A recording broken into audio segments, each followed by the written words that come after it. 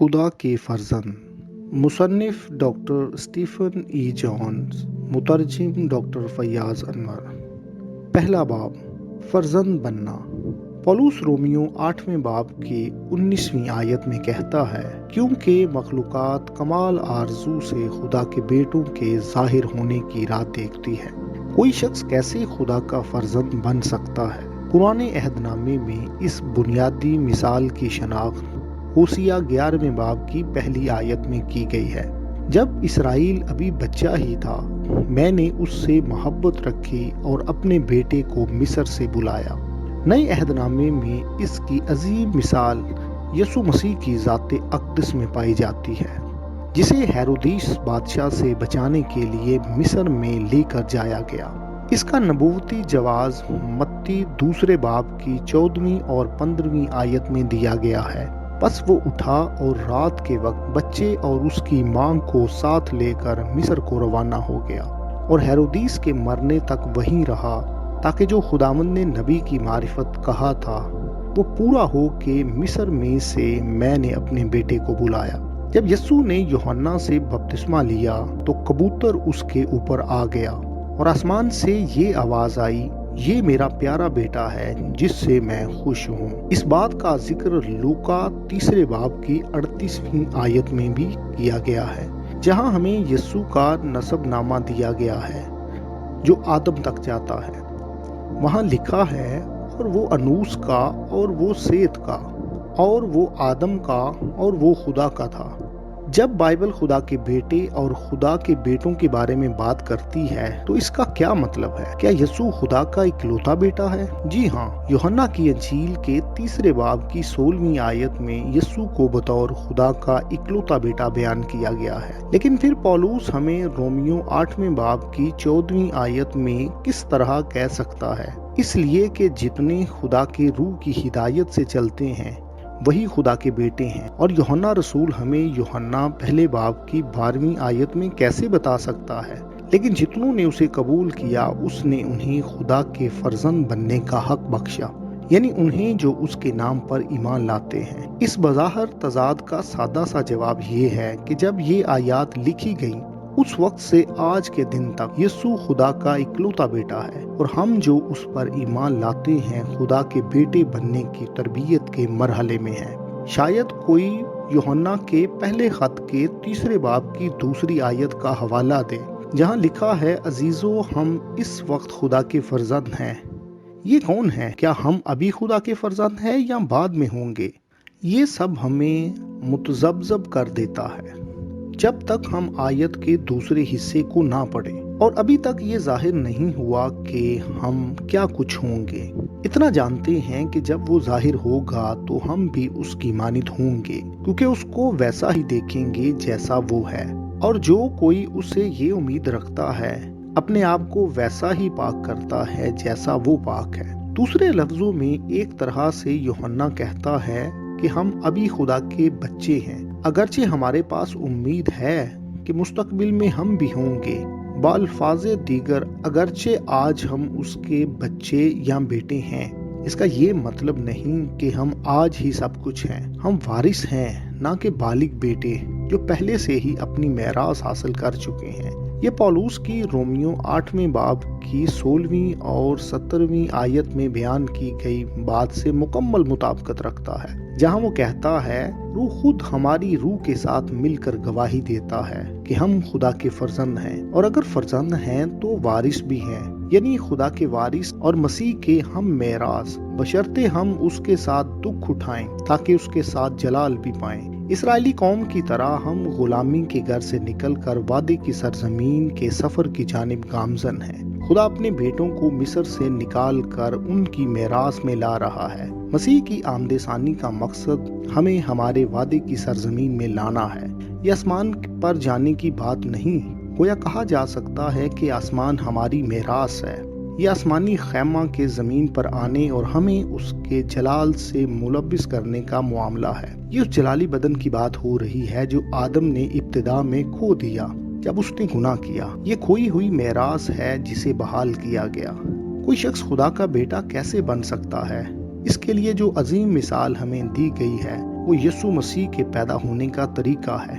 متی کی انجیل کے پہلے باب کی 18 سے 20 آیات میں لکھا ہے، اب یسوع مسیح کی پیدائش اس طرح ہوئی کہ جب اس کی ماں مریم کی منگنی یوسف کے ساتھ ہو گئی تو ان کے اکٹھے ہونے سے پہلے وہ روح القدس کی قدرت سے حاملہ پائی گئی۔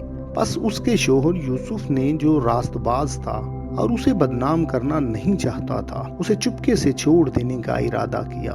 وہ ان باتوں کو سوچ ہی رہا تھا کہ خداوند کے فرشتے نے اسے خواب میں دکھائی دے کر کہا، اے یوسف ابن داؤد، اپنی بیوی مریم کو اپنے ہاں لے آنے سے نہ ڈر، کیونکہ جو اس کے پیٹ میں ہے وہ روح القدس کی قدرت سے ہے۔ اس کے بیٹا ہوگا اور تو اس کا نام یسوع رکھنا، کیونکہ وہی اپنے لوگوں کو ان کے گناہوں سے نجات دے گا۔ یسوع کا ایک آسمانی باپ اور ایک زمینی ماں تھے۔ بالکل اسی طرح یہ خدا کے تمام بیٹوں کے لیے ایک الہی نمونہ ہے۔ جسمانی اعتبار سے ہمارے زمینی ماں اور باپ ہیں، انہی کے وسیلے ہم اس زمین پر آئے، لیکن خدا کا بیٹا ہونے کے لیے ایک آسمانی باپ کا ہونا لازمی ہے۔ یہ کیسے ہو سکتا ہے؟ نیکودیمس یسوع کے پاس آیا اور اس نے بھی اس بارے میں پوچھا۔ یوحنا کی انجیل کے 3 باب کی 3 سے 6 آیات میں لکھا ہے، یسوع نے جواب میں اس سے کہا، میں تجھ سے سچ کہتا ہوں کہ جب تک کوئی نئے سرے سے پیدا نہ ہو وہ خدا کی بادشاہی کو دیکھ نہیں سکتا۔ نیکودیمس نے اس سے کہا، آدمی جب بوڑھا ہو گیا تو کیوں کر پیدا ہو سکتا ہے؟ کیا وہ دوبارہ اپنی ماں کے پیٹ میں داخل ہو کر پیدا ہو سکتا ہے؟ یسوع نے جواب دیا کہ میں تجھ سے سچ کہتا ہوں، جب تک کوئی آدمی پانی اور روح سے پیدا نہ ہو وہ خدا کی بادشاہی میں داخل نہیں ہو سکتا۔ جو جسم سے پیدا ہوا ہے جسم ہے، اور جو روح سے پیدا ہوا ہے روح ہے۔ کسی کو بھی خدا کا بیٹا بننے کے لیے روح القدس سے پیدا ہونا ضرور ہے۔ روح القدس خدا کا تخم ہے۔ ہمارے زمینی بدن بحیثیت ماں ہے اور ہماری روح رحم ہے جو روح القدس کے تخم کو حاصل کرتی ہے۔ بالفاظ دیگر خدا کا بیٹا بننے کے لیے کسی کو بھی لازمی پہلے اوپر سے پیدا ہونا ضروری ہے اور اس کی روح کو لازماً روح القدس کو حاصل کرنا چاہیے۔ جب ایسا ہوتا ہے تو کوئی بھی انسان، چاہے وہ مرد ہو یا عورت، وہ اپنے بدن میں مسیح سے حاملہ ہو جاتا ہے۔ یہ مزعہ اس وقت تک بڑھنا اور پختہ ہونا شروع کر دیتا ہے جب تک اس کی مکمل پیدائش کا وقت نہیں آ جاتا۔ اس امید کے بارے میں پولس کولوسیوں پہلے باب کی 27 آیت میں بات کرتا ہے، غیر قوموں میں اس بید کے جلال کی دولت کیسی کچھ ہے، اور وہ یہ ہے کہ مسیح جو جلال کی امید ہے تم میں رہتا ہے۔ ہر مزغہ کی امید جنم حاصل کرنا ہے۔ اس بات کی مسیح کی آمد ثانی سے ہم آہنگی، مسیح جو جلال کی امید ہے تم میں رہتا ہے، کا پیدا ہونا ہے۔ ایسے ہی کوئی خدا کا بیٹا بنتا ہے اور حقیقت میں وہ آپ ہو۔ یوں یہ اگلی نسل کی مانند ہے اور وہی آپ بن رہے ہیں۔ جیسا کہ کہا گیا، آپ وہ زمینی ماں ہے جس کے اندر نیا انسان جنم لیتا ہے۔ مسیح آپ میں زمینی اور آسمانی دونوں طرح سے موجود ہے، کیونکہ نئے پیدا ہونے والے بیٹے کے ماں اور باپ دونوں ہیں، اور یسوع کی طرح اس بیٹے کو آسمان اور زمین دونوں میں اختیار حاصل ہوگا۔ دوسرا باب، موت کا حکم۔ لوکا کی انجیل کے 3 باب کی 38 آیت میں ہمیں بتایا گیا ہے کہ آدم خدا کا بیٹا تھا۔ اس کی وجہ یہ تھی کہ وہ خدا کی شبیہ پر بنایا گیا۔ انسان کو خدا کی شبیہ پر بنانا ابتدا سے ہی الہی مقصد تھا۔ وہ ایک جسمانی بدن کے ساتھ تخلیق کیے گئے جو خدا کے جلال کا مقدس تھا، لیکن بعد میں جب آدم اور حوا نے گناہ کر لیا تو انہوں نے اس جلال کو کھو دیا اور ان کے پاس صرف بدن باقی رہ گیا جو زمین کی خاک سے بنایا گیا تھا۔ انسانی تاریخ کا مقصد مسیح کے ذریعے اس بدن کو بحال کرنا ہے جسے آدم نے کھو دیا تھا۔ ہم اسے اس طرح بھی بیان کر سکتے ہیں کہ آدم خدا کا بیٹا تھا، لیکن اس نے گناہ کی وجہ سے فرزندیت کو کھو دیا اور اس بات نے اسے خدا سے جدا کر دیا۔ اس عمل نے تمام نسل انسانی پر بدترین اثرات مرتب کیے۔ خدا تحمل کر کے انسان کو زیادہ سے زیادہ وقت مہیا کرتا ہے۔ الہی شریعت جو اس کی مرضی اور اس کی عقل کا بنیادی اظہار ہے، اس کے مطابق اگر کوئی شخص گناہ کے سرزد ہونے کا معاوضہ ادا نہیں کر سکتا تو وہ لازماً اپنے معاوضے کی ادائیگی کے لیے ایک مخصوص وقت تک غلامی کرے۔ آدم کی صورتحال متی کی انجیل کے 18ویں باب کی 25ویں آیت میں قرضدار کے متعلق بیان کی گئی یسوع کی تمثیل میں بڑے احسن طریقے سے بیان کی گئی ہے، مگر چونکہ اس کے پاس ادا کرنے کو کچھ نہ تھا، اس لیے اس کے مالک نے حکم دیا کہ یہ اور اس کی بیوی اور جو کچھ اس کا ہے سب بیچا جائے اور قرض وصول کر لیا جائے۔ یوں آدم، اس کی بیوی اور اس کے تمام بچے گناہ کی غلامی کے لیے بیچ دیے گئے۔ صرف نسل انسانی ہی نہیں بلکہ جو کچھ اس کے پاس تھا وہ سب بیچ دیا گیا۔ آدم کو زمین پر اختیار دیا گیا تھا، اسی لیے پولس رومیوں کے خط کے 8ویں باب کی 22ویں آیت میں ہمیں بتاتا ہے کہ ساری مخلوقات مل کر اب تک کراہتی ہے اور درد ذا میں پڑی تڑپتی ہے۔ پولس اسے درد ذا کہتا ہے کیونکہ وہ زمین پر خدا کے بیٹوں کی پیدائش کے بارے میں بات کر رہا تھا۔ عورت کے درد ذا کی طرح زمین خود خدا کے بیٹوں کو پیدا کرنے کے لیے درد میں ہے۔ الہی شریعت ہمیں یہ بھی بتاتی ہے کہ غلامی کے لیے بیچے گئے شخص کو 6 سال کے بعد آزاد کر دیا جائے۔ یہ مستقل آزادی نہ تھی۔ اگر پھر بھی اس شخص کا قرض باقی رہتا تو اسے سبت کے سال کے بعد پھر واپس آنا پڑتا تاکہ وہ بطور غلام اپنے کام کو جاری رکھے۔ صرف سال یوبلی پر یہ قرض مکمل طور پر منسوب ہو جاتا اگر وہ شخص اس سے پہلے اپنے قرض کو ادا کرنے میں کامیاب نہ ہوتا۔ اگر ہم آدم کے خلاف ہونے والے قانونی معاملے پر غور کریں تو ہم پیدائش کی کتاب کے 3 باب کی 17ویں آیت میں دیکھتے ہیں کہ آدم کے گناہ کی وجہ سے زمین لعنتی ہو گئی۔ زمین تیرے سبب سے لعنتی ہوئی، مشقت کے ساتھ تو اپنی عمر بھر اس کی پیداوار کھائے گا۔ قانونی طور پر اس کا مطلب ہے کہ زمین خود آدم کے عوضی کی مانند بن گئی۔ اس کا مطلب ہے کہ اب زمین کو آدم اور اس کے بچوں کے اوپر اختیار حاصل ہو گیا اور آدم اپنی پوری زندگی اس کی پیداوار کھائے گا۔ دوسرے لفظوں میں زمین اپنے غلام کو خوراک اور رہنے کے لیے جگہ مہیا کرے گی، پھر بھی آدم کو زمین پر کام اور محنت کرنی پڑے گی۔ تو اپنے منہ کے پسینے کی روٹی کھائے گا جب تک کہ زمین میں تو پھر لوٹ نہ جائے، اس لیے کہ تو اس سے نکالا گیا ہے، کیونکہ تو خاک ہے اور خاک میں پھر لوٹ جائے گا۔ آدم کو زمین کی مٹی سے بنایا گیا۔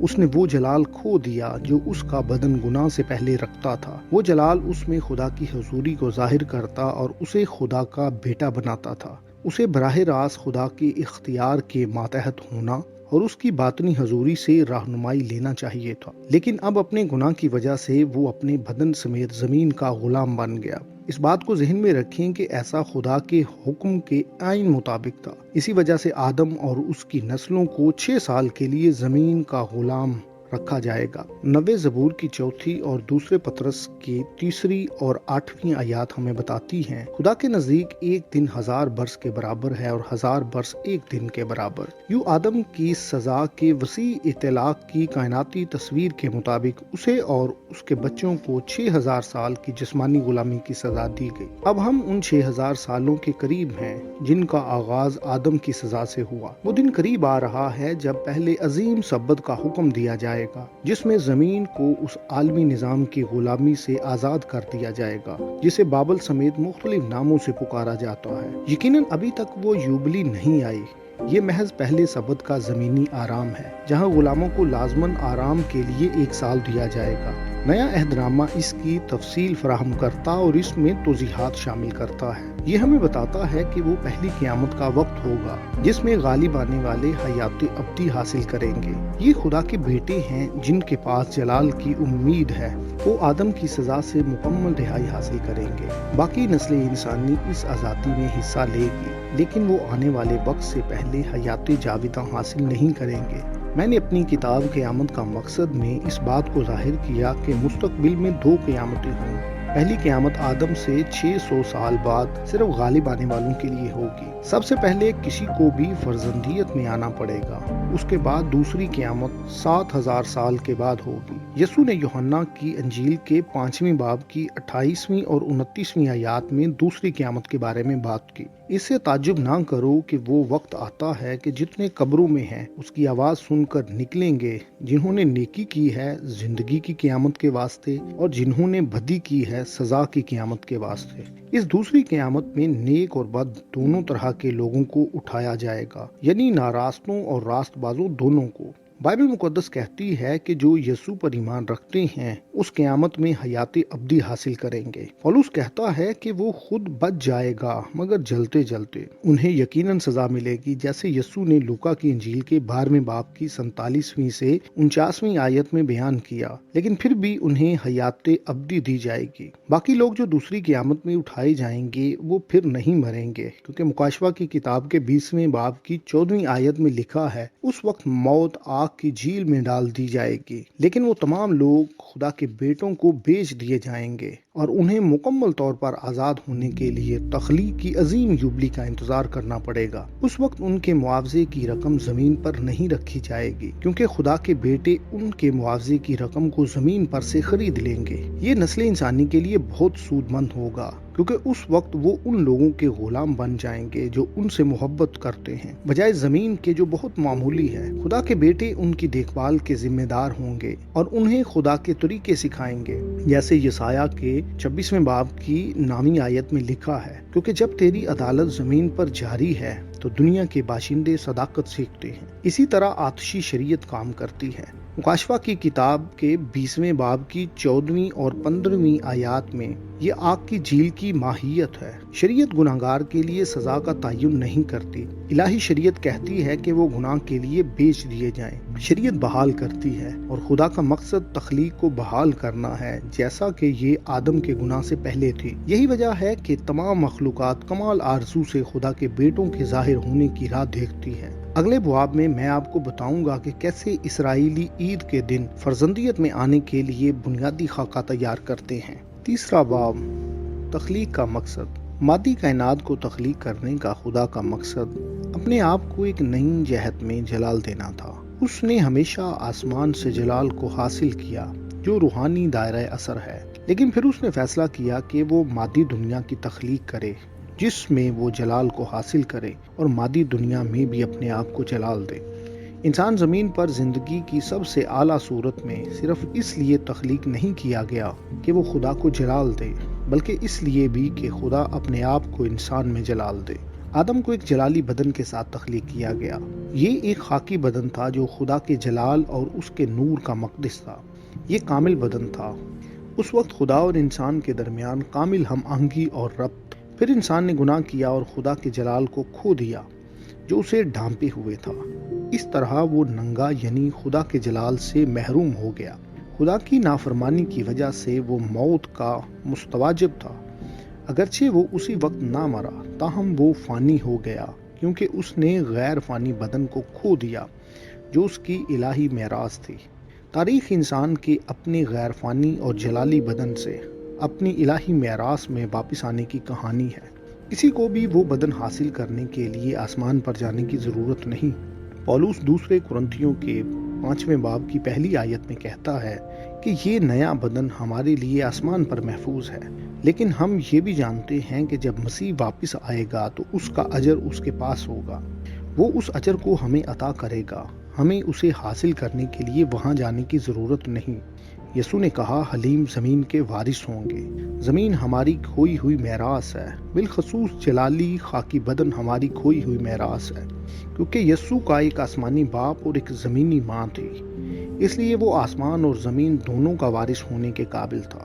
زمین پر اختیار حاصل کرنے کے لیے اسے آدم کی نسل سے ایک عورت سے پیدا ہونا پڑا، کیونکہ خدا نے وہ اختیار آدم کو دیا تھا، اسی وجہ سے اسے ابن آدم کہا گیا۔ لیکن آسمان پر اختیار حاصل کرنے کے لیے اس کا ایک آسمانی باپ بھی ہونا ضرور تھا۔ بس ہمیں لازماً یسوع کے نمونے پر عمل کرنا ہوگا۔ یسوع نے ہمیں اس میراث کو واپس لینے کا طریقہ بتایا جو آدم کے گناہ کی وجہ سے کھو گئی تھی۔ یہ صرف کچھ لوگوں تک محدود نہیں، بلکہ یہ تمام مخلوق کے لیے ہے، کیونکہ کلام مقدس ہمیں 5 مرتبہ بتاتا ہے کہ خدا کا جلال زمین کو اس طرح معمور کر دے گا جس طرح سمندر کا پانی زمین کو ڈھانپ لیتا ہے۔ ان آیات کا مطالعہ کرتے ہوئے میں نے اس بات پر غور کیا کہ پانی نے سمندر کے 100% حصے کو ڈھانپا ہوا ہے۔ جب موسیٰ نے مصر سے نکلنے کے بعد وعدے کی سرزمین کی طرف اسرائیل کے سفر کی رہنمائی کی تو خدا نے دکھایا کہ یہ سفر ایک تاریخی تمثیل ہے۔ یہ تاریخ اس نبوتی بات کی تفہیم کی وضاحت تھی۔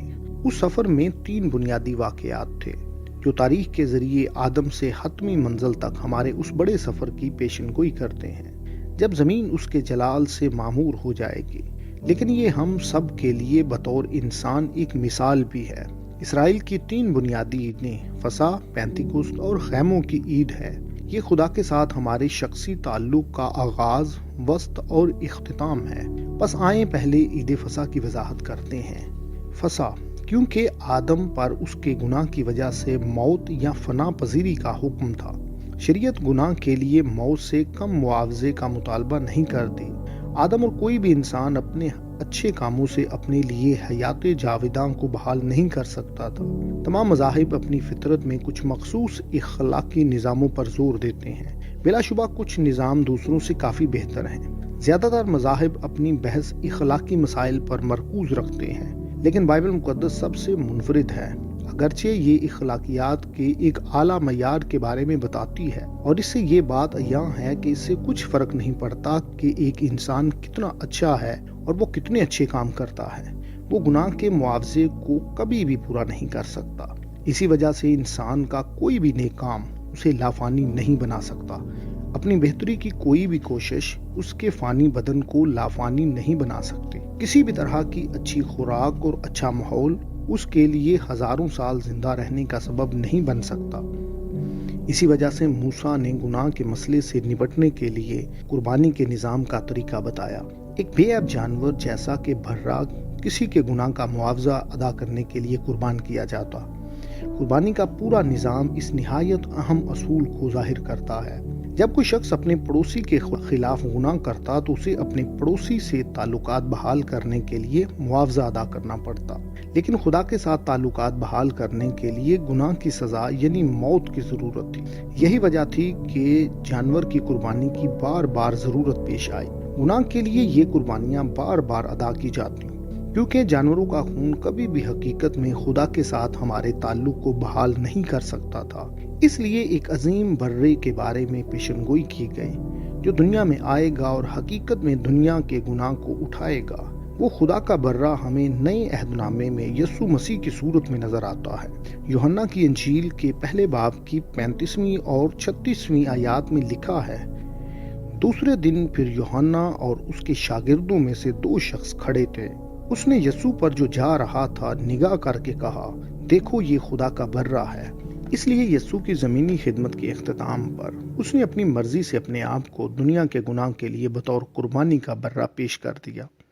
اسے عید فسح پر مصلوب کیا گیا، جبکہ سب لوگ موسیٰ کے حکم کے مطابق اپنے بروں کو قربان کر رہے تھے۔ دراصل فسح کے وقت نے خود اس دن کے بارے میں پیشن گوئی کر دی جب یسوع کو بطور فسح کا برہ قربان کیا جانا تھا۔ نیا عہد نامہ بڑی وضاحت سے ہمیں اس کام پر ایمان رکھنے کی تلقین کرتا ہے جو یسوع نے کر دیا۔ اگرچہ یہ سچ ہے کہ فریسی اور لوگوں کے سردار یسوع سے نفرت کرتے اور اسے قتل کرنا چاہتے تھے، لیکن یہ بھی حقیقت ہے کہ یسوع جانتا تھا کہ اسے اسی مقصد کے لیے بھیجا گیا ہے، اور یہی اس کی آمد کی غایت ہے۔ موسیٰ کی طرف سے قائم کی گئی تمام قربانیوں میں اس بارے میں پیشن گوئی کی گئی۔ یسایہ نے بھی اس بارے میں پیشن گوئی کی۔ اس نے یسایہ 53 باب کی 3 سے 7 آیات میں لکھا، وہ آدمیوں میں حقیر و مردود، مرد غمناک اور رنج کا آشنا تھا۔ لوگ اس سے گویا روپوش تھے، اس کی تحقیر کی گئی اور ہم نے اس کی کچھ قدر نہ جانی۔ تو بھی اس نے ہماری مشقتیں اٹھا لیں اور ہمارے غموں کو برداشت کیا، پر ہم نے اسے خدا کا مارا، کوٹا اور ستایا ہوا سمجھا، حالانکہ وہ ہماری خطاؤں کے سبب سے گھائل کیا گیا اور ہماری بدکرداری کے باعث کچلا گیا۔ ہماری ہی سلامتی کے لیے اس پر سیاست ہوئی تاکہ اس کے مار کھانے سے ہم شفا پائیں۔ ہم سب بھیڑوں کی مانند بھٹک گئے، ہم میں سے ہر ایک اپنی راہ کو پھرا، پر خداوند نے ہم سب کی بد کرداری اس پر لاد دی۔ وہ ستایا گیا تو بھی اس نے برداشت کی اور منہ نہ کھولا۔ یوں لافانیت اور اپنی کھوئی ہوئی میراث کے حصول کے لیے ہمارے سفر کا آغاز فسح سے ہوتا ہے۔ یہ یسوع کو بطور خدا کا برہ اور گناہ کی کامل قربانی قبول کرنا ہے۔ کسی بھی دوسرے مذہب کے بانی نے ایسا نہیں کیا اور نہ ہی وہ ایسا کر سکتے ہیں۔ کسی بھی شخص نے آپ کے لیے اپنی جان قربان نہیں کی تاکہ آپ بچ جائیں۔ بے شک کچھ لوگوں نے دوسروں کے لیے اپنی جان دی، لیکن کسی بھی شخص نے دوسروں کو ابدی زندگی دینے یا اس جلالی بدن کو حاصل کرنے کے لیے اپنی جان قربان نہیں کی جو آدم نے کھو دیا تھا۔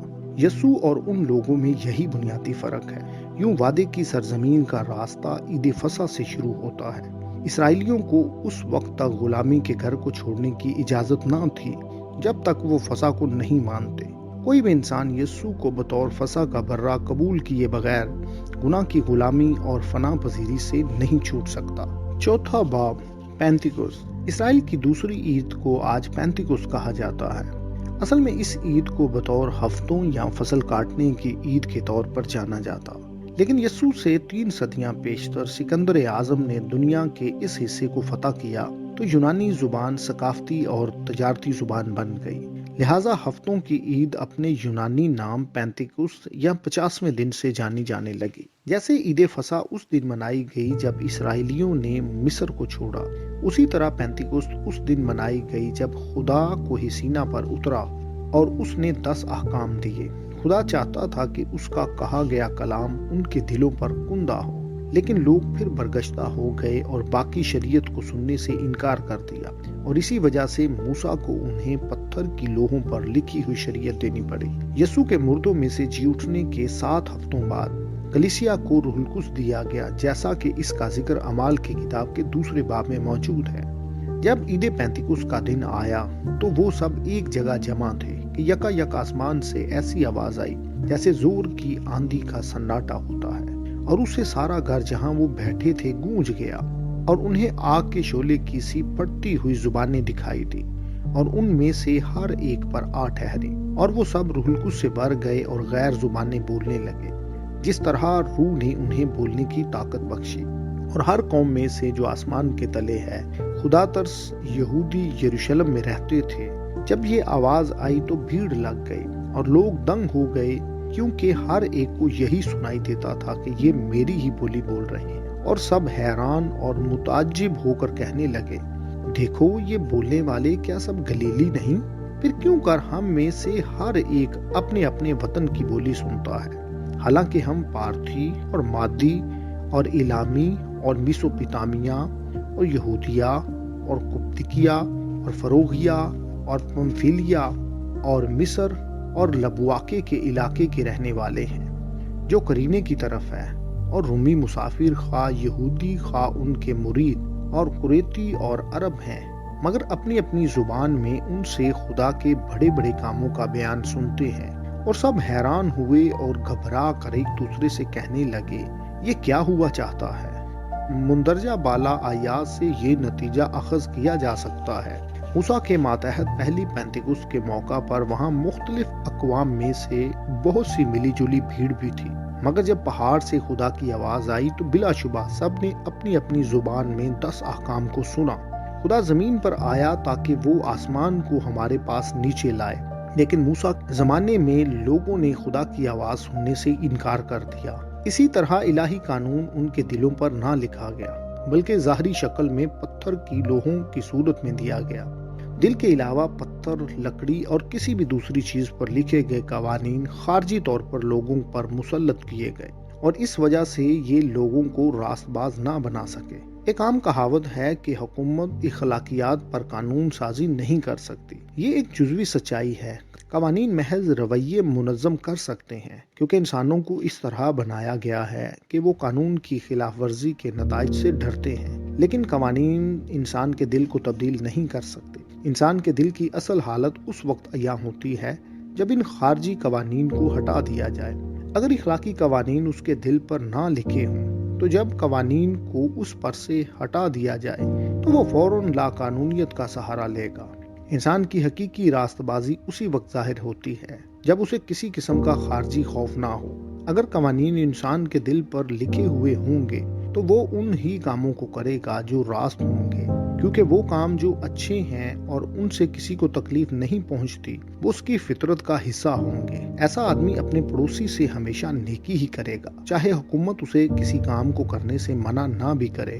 اگر شریعت اس کے دل پر نہیں لکھی ہوگی تو وہ خدا کے احکامات کی خلاف ورزی کرے گا۔ اگر وہ ان احکامات سے اختلاف کرتا ہے یا وہ اپنے آپ کو اتنا کمزور محسوس کرتا ہے کہ وہ گناہ کی آزمائش کا مقابلہ نہیں کر سکتا۔ پینتیکوس کا حقیقی مقصد شریعت کو دلوں پر لکھنا ہے۔ یہ صرف روح القدس کی قدرت سے ہی ممکن ہے۔ خدا کا روح انسان میں بستا ہے۔ خدا کا روح انسان کی روح میں آتا ہے اور اس کے ساتھ ایک روح ہو جاتا ہے۔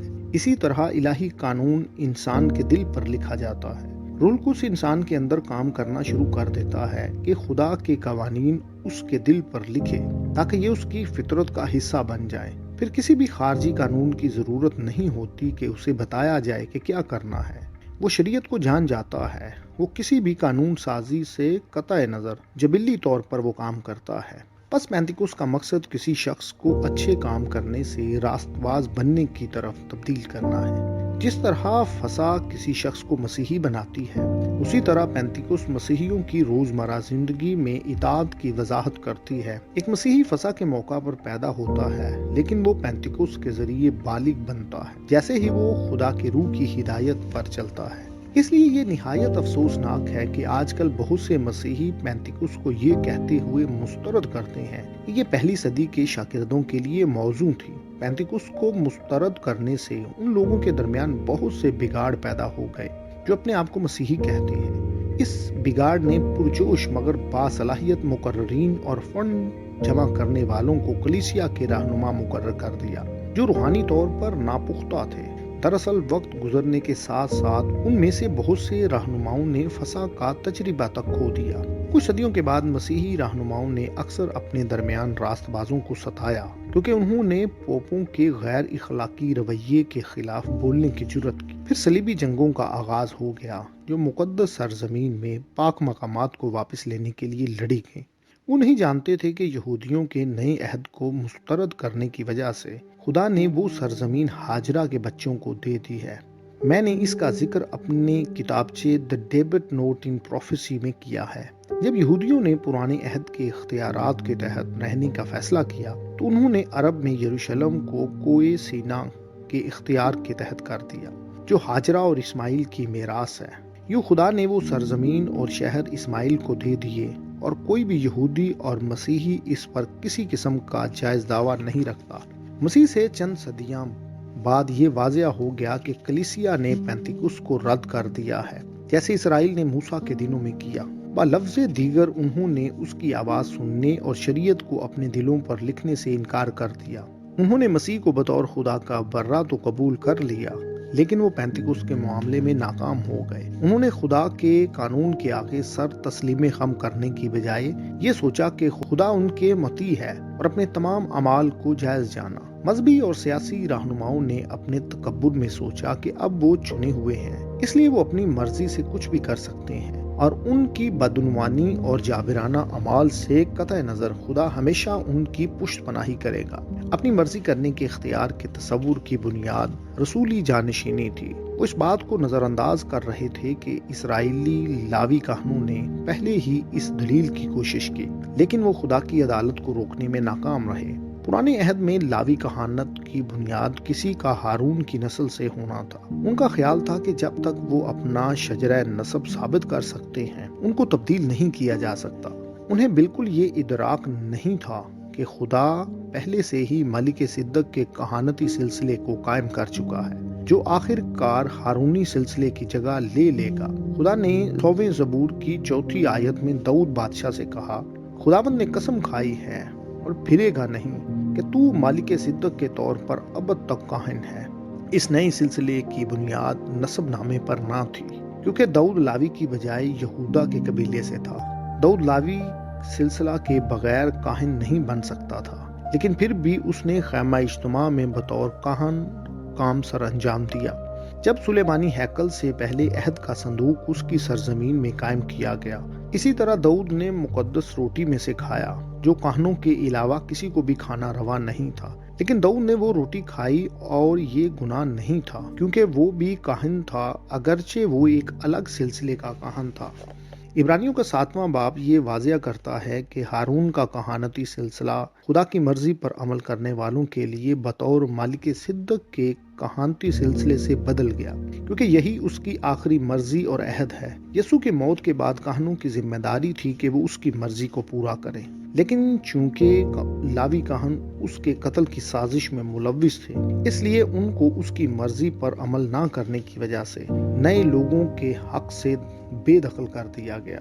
یہ نئے اطاعت کنندہ ملک صدق کے کہانتی سلسلے سے ہے، جس کی بنیاد کردار اور یسوع مسیح کے ساتھ متفق ہونا ہے۔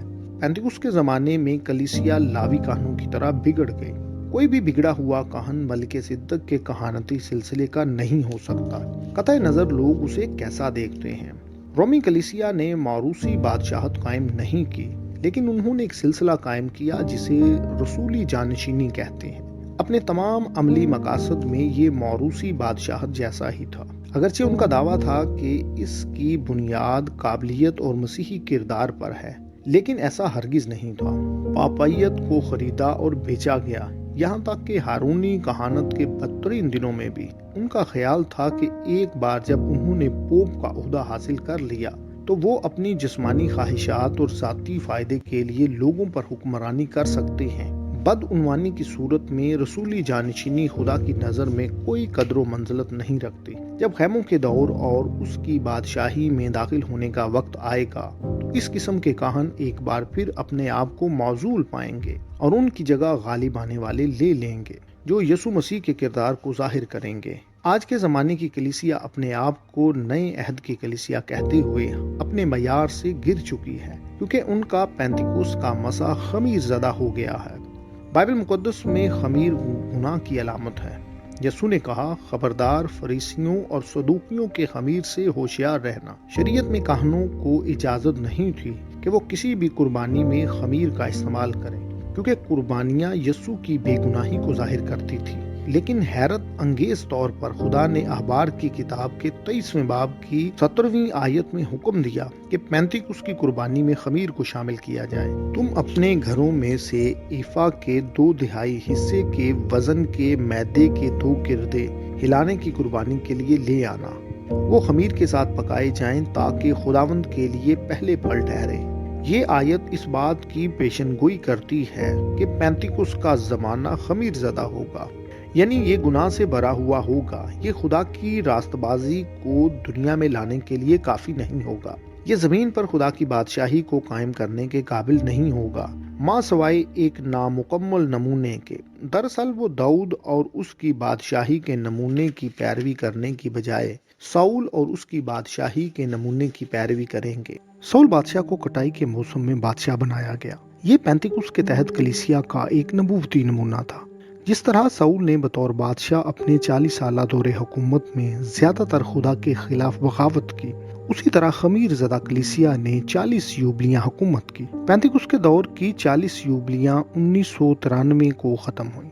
اس وقت سے خدا نے اپنا اختیار غالب آنے والوں کو منتقل کرنا شروع کر دیا، جنہوں نے خیموں کی عید کا خواب دیکھا تھا۔ سب سے اہم حقیقت یہ ہے کہ پینتیکوست اپنے حقیقی روح کے ساتھ خدا کے بیٹوں کے ظہور کے لیے ناکافی تھی۔ وہ واقعہ خیموں کی عید کی تکمیل کا انتظار کر رہا ہے، جس میں روح کی بھرپوری ان لوگوں کو دی جائے گی جو ملک صدق کے کہانتی سلسلے میں آنے والی بادشاہی میں حکومت کریں گے۔ 5واں باب، پینتیکوست کا مقصد ہمیں کاملیت کی تیاری کے لیے روح القدس بیانے میں دینا ہے، جو عید خیام پر پوری ہونے والی ہے۔ خیموں کی عید شریعت میں تیسری اور آخری عید ہے۔ یہ اس وقت کی نمائندگی کرتی ہے جب اسرائیلی مصر سے نکلنے اور کوہ سینا پر شریعت حاصل کرنے کے بعد وعدے کی سرزمین میں داخل ہونے والے تھے۔ موسیٰ کے تحت اسرائیلی تجربے میں گنتی 13ویں باب کے مطابق 12 میں سے 10 جاسوسوں نے آدم سے 50ویں یوبلی پر بری خبر دی۔ لوگوں نے بری خبر پر یقین کیا اور یوبلی کا نرسنگا پھونکنے سے انکار کیا، جو ان کے وعدے کی سرزمین میں داخلے کا اعلان ہو سکتا تھا، اور یوں وہ دن یوم کفارہ میں بدل گیا۔ اس دن کو خوشی اور چھٹکارے کا دن ہونا چاہیے تھا، لیکن یہ دن دکھ، روزے اور وعدے کی سرزمین میں داخل ہونے سے انکار کے لیے توبہ کا دن بن گیا۔ اگر اسرائیلی یوبلی کے دن درست فیصلہ کرتے تو وہ 5 دن کے بعد عید خیام کے پہلے دن وادی کی سرزمین میں داخل ہوتے، لیکن اس کی بجائے خدا نے انہیں بیابان میں 40 سال گزارنے کی سزا دی۔ بالآخر وہ فسح کے موقع پر وادی کی سرزمین میں داخل ہوئے۔ ایسا اس لیے ہوا کیونکہ اسرائیلی مصر سے نکلنے کے بعد ایمان کے فسا کے درجے تک نہ پہنچ پائے۔ انہوں نے فسا کو قبول کر لیا لیکن پینتیکست کو مسترد کر دیا، اور اب ان کے اندر ایمان نہیں تھا کہ وہ خیموں کی عید کو پورا کرتے۔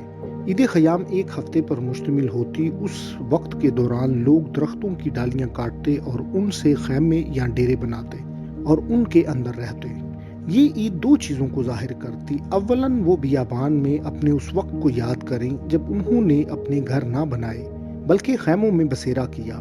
ثانیاً وہ لافانی بدن کی پیشن گوئی تھی جو ان کو پہنایا گیا، جب حتمی طور پر وہ عید نبوتی اور تاریخی اعتبار سے پوری ہوئی۔ پہلی وجہ کے متعلق اخبار کی کتاب کے 23ویں باب کی 42ویں اور 43ویں آیت میں لکھا ہے، 7 روز تک برابر تم سیابانوں میں رہنا، جتنے اسرائیلیوں کی نسل کے ہیں سب کے سب سیابانوں میں رہیں، تاکہ تمہاری نسل کو معلوم ہو کہ جب میں بنی اسرائیل کو ملک مصر سے نکال کر لا رہا تھا تو میں نے ان کو سیابانوں میں ٹکایا تھا۔ میں خداوند تمہارا خدا ہوں۔ اس سلسلے میں ہم دیکھتے ہیں کہ مصر سے نکلنے کے بعد پہلا پڑاؤ انہوں نے سکات میں کیا، جس کے معنی ڈیرا ہے۔ اس لیے موسیٰ کے زمانے میں بیابانی کلیسیا کو کہا گیا کہ وہ گھروں کی بجائے خیموں میں رہیں۔ یہ پینتیکست کے زمانے میں بھی کلیسیا پر اسی طرح لاگو ہوتا ہے، لیکن اس کے اطلاق کا طریقہ مختلف ہے۔ اس کا مطلب ہے کہ بیابان میں فرقہ وارانہ حدود قائم نہ کریں۔ اگر آپ نے ایسا کیا تو آپ بیابان میں اپنے سفر کو روک دیں گے اور وعدے کی سرزمین میں داخل ہونے سے انکار کر دیں گے۔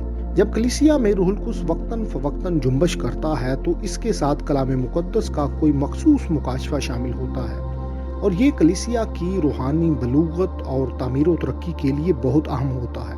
جب روح القدس اٹھ جاتا ہے تو لوگ اس مکاشفہ کے گرد فرقہ واریت کا شکار ہو جاتے ہیں۔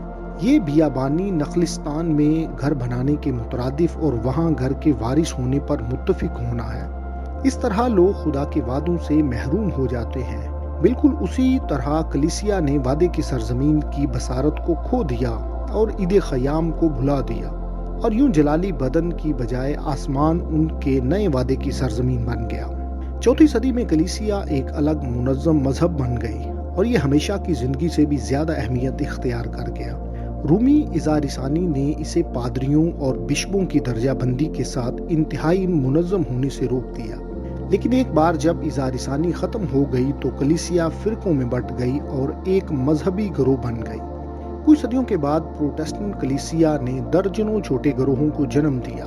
جب ان پر ازارسانی کے پہاڑ ٹوٹے تو بڑی حد تک انہیں بھی بیابان میں مذہبی ڈیرا بنانے سے روک دیا گیا، لیکن ایک بار جب انہوں نے آزادی حاصل کر لی تو وہ بھی فرقہ وارانہ پھندے میں پھنس گئے۔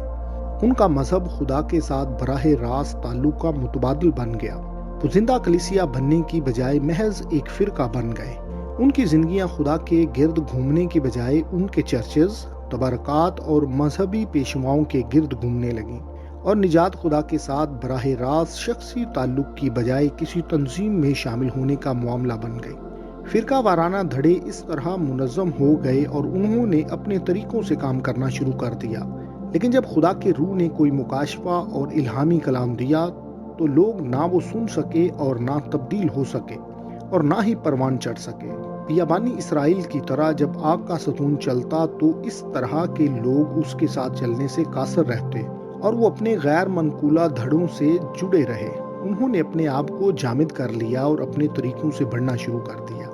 عید خیام کی دوسری اہمیت یہ ہے کہ اس میں لافانی بدن کے لباس کی تصویر کشی کی جاتی ہے۔ لوگ اپنے گھروں کو چھوڑ کر ایک ہفتے کے لیے سیابانوں میں رہتے جو درختوں کی زندہ ڈالیوں سے بنے ہوتے۔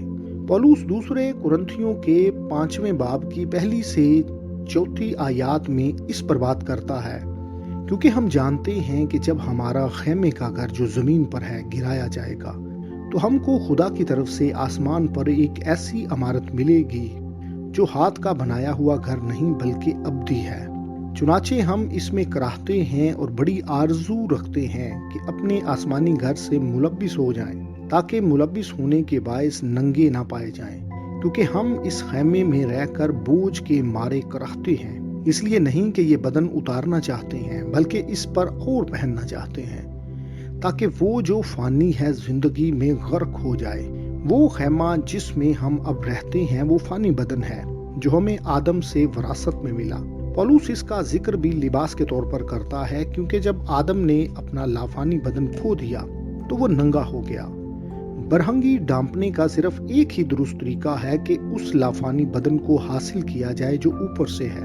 یہ عید خیام کی تصویر ہے جہاں لوگ اپنے مردہ گھروں کو کچھ دیر کے لیے چھوڑتے اور نئے اور زندہ خیموں میں رہتے۔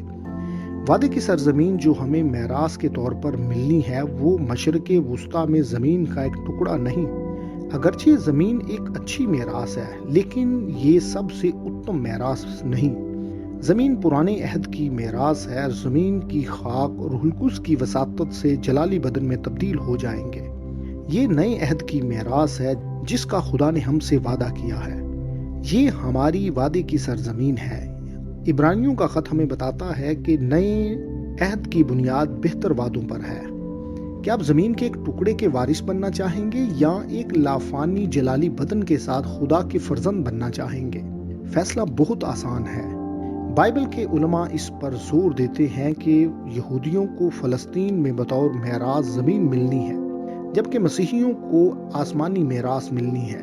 کیا اس کا یہ مطلب ہے کہ پولوس رسول اور یسوع مسیح کے تمام یہودی شاگردوں کو اس میراث سے ادنا میراث ملے گی جسے ہم حاصل کریں گے؟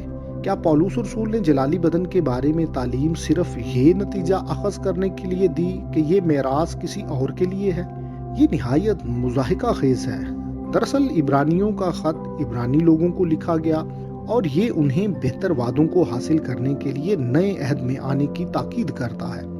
نیا عہد خود اسرائیل اور یہودا کے گھرانے سے مخاطب ہوتا ہے۔ ہو سکتا ہے کہ کچھ لوگ یہودیوں کو ان کی بے ایمانی کی وجہ سے خارج کر کے ان کو ادنا وعدوں میں شامل کرنے پر آمادہ ہوں، لیکن میں ایسا کرنے کو تیار نہیں۔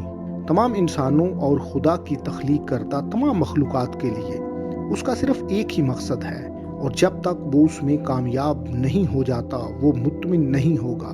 اس لیے میں چاہتا ہوں کہ تمام انسان جلالی بدن کو حاصل کرے کیونکہ میں اسے ابتدا ہی سے بطور خدا کا الہی منصوبہ دیکھتا ہوں۔ چھٹا باب، 2 عہود۔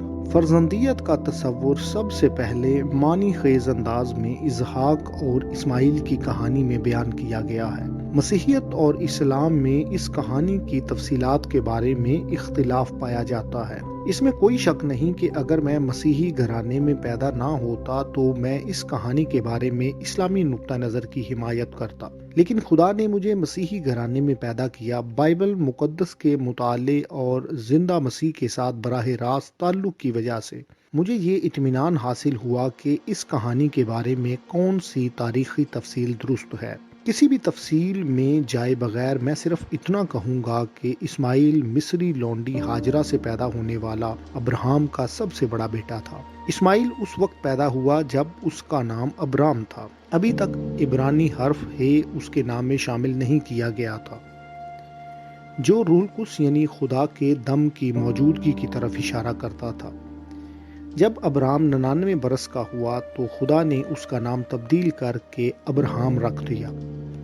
اسماعیل اس وقت 13 برس کا تھا۔ بائبل کے مطابق پھر خدا نے ابراہم کو پہلی مرتبہ یہ کہا کہ آئندہ سال سارا سے اس کے ایک بیٹا ہوگا جو ایک آزاد عورت ہے، مگر چونکہ اس کے پاس ادا کرنے کو کچھ نہ تھا اس لیے اس کے مالک نے حکم دیا کہ یہ اور اس کی بیوی بچے اور جو کچھ اس کا ہے سب بیچا جائے اور قرض وصول کر لیا جائے۔ یوں اسحاق اس وقت پیدا ہوا جب ابراہم 100 برس کا تھا۔ اس وقت سارا کی عمر 90 برس تھی۔ یہ دونوں ہی عمر کے اس حصے میں نہیں تھے کہ بچہ پیدا کر سکے۔ 13 برس تک ابراہم یہی سوچتا رہا کہ اسماعیل پہلوٹے کے حق کا وارث ہے۔ پہلوٹے کا حق آدم سے اس کی نسل کو منتقل ہوا۔ اس میں خدا کی شبیہ بھی شامل تھی۔ یوں پہلوٹے کا حتمی وعدہ فرزندیت کا وعدہ تھا، لیکن اچانک خدا نے اسے بتایا کہ یہ ایسے نہیں ہے۔ اگرچہ اسماعیل کو یقیناً میراث میں حق ملے گا، اسے وراثت سے محروم نہیں کیا گیا، بلکہ اسے ایک متبادل میراث دی گئی جو فرزندیت سے مختلف تھی۔ اس میراث کا تعلق دنیاوی چیزوں سے تھا، خاص طور پر زمین یا علاقے سے۔ پیدائش کی کتاب کے 17ویں باب کی 20ویں آیت میں لکھا ہے، اور اسماعیل کے حق میں بھی میں نے تیری دعا سنی۔ دیکھ میں اسے برکت دوں گا، اسے بھرو مند کروں گا اور اسے بہت بڑھاؤں گا، اور اس سے 12 سردار پیدا ہوں گے اور میں اسے بڑی قوم بناؤں گا۔ عہد جدید میں پولس رسول ہمیں بتاتا ہے کہ یہ ایک تاریخی تمثیل کا حصہ ہے، بامعنی تاریخ، کیونکہ اسماعیل ایک لونڈی ہاجرہ سے پیدا ہوا۔ وہ پرانے عہد کے فرزندوں کو ظاہر کرتا ہے۔ اس کے برعکس اسحاق ایک آزاد عورت سے پیدا ہوا، اس لیے وہ نئے عہد کے فرزندوں کو ظاہر کرتا ہے۔ ہر عہد کی ایک الگ میراث ہے، ایک جسمانی یا دنیاوی ہے اور دوسری روحانی یا آسمانی ہے۔ غلطیوں کے چوتھے باب کی 22ویں سے 26ویں آیات میں ہم پڑھتے ہیں، یہ لکھا ہے کہ ابراہیم کے 2 بیٹے تھے، ایک لونڈی سے، دوسرا آزاد سے، مگر لونڈی کا بیٹا جسمانی طور پر اور آزاد کا بیٹا وعدے کے سبب سے پیدا ہوا۔ ان باتوں میں تمثیل پائی جاتی ہے، اس لیے یہ عورتیں گویا 2 عہد ہیں، ایک کوہ سینا کا جس سے غلام ہی پیدا ہوتے ہیں اور وہ ہاجرہ ہے، اور ہاجرہ عرب کا کوہ سینا ہے، اور موجودہ یروشلم اس کا جواب ہے، کیونکہ وہ اپنے لڑکوں سمیت غلامی میں ہے، مگر عالم بالا کی یروشلم آزاد ہے اور وہی ہماری ماں ہے۔ غلطیوں کی کتاب میں پولس واضح کر رہا تھا کہ پرانا عہد غلامی اور قید کا سبب بنا، جبکہ نئے عہد نے آزادی دی۔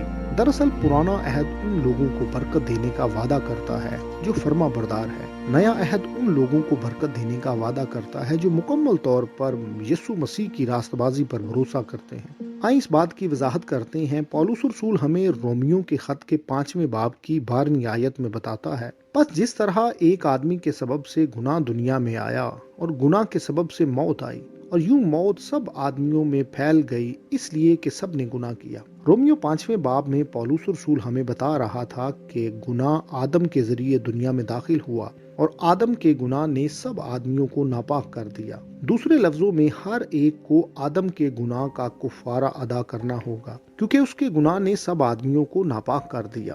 ہم اس وقت موجود نہیں تھے جب آدم نے گناہ کیا، لیکن ہم اس کے گناہ کا کفارہ ایسا ادا کر رہے ہیں جیسے ہم نے آدم میں گناہ کیا۔ یوں ہم سب فانی ہیں۔ یہ موت ہمارے اندر ایک بیماری ہے جو ہمیں اخلاقی طور پر کمزور کر دیتی ہے۔ اسی وجہ سے پولس رسول نے رومیوں کے خط کے 5ویں باب کی 12ویں آیت میں کہا، موت سب آدمیوں میں پھیل گئی اس لیے کہ سب نے گناہ کیا۔ کوئی بھی انسان بے گناہ نہیں ہے، کیونکہ سب فانی ہیں۔ ہم گناہ کرتے ہیں کیونکہ ہم فانی ہیں۔ جب ہم گناہ کرتے ہیں تو ہم اچانک فانی نہیں بن جاتے۔ پرانا اور نیا عہد نامہ انسان کے اس بنیادی مسئلے پر 2 مختلف طرح سے بات کرتا ہے۔ پرانے عہد کے مطابق اگر انسان فرما بردار رہتا ہے تو اس کے ساتھ زندگی اور برکت کا وعدہ ہے۔ یہ برکات فرما برداری سے مشروط ہیں، جیسے ہم خروج کی کتاب کے 19ویں باب کی 5ویں آیت میں پڑھتے ہیں، سو اب اگر تم میری بات مانو اور میرے عہد پر چلو تو سب قوموں میں تم ہی میری خاص ملکیت ٹھہرو گے،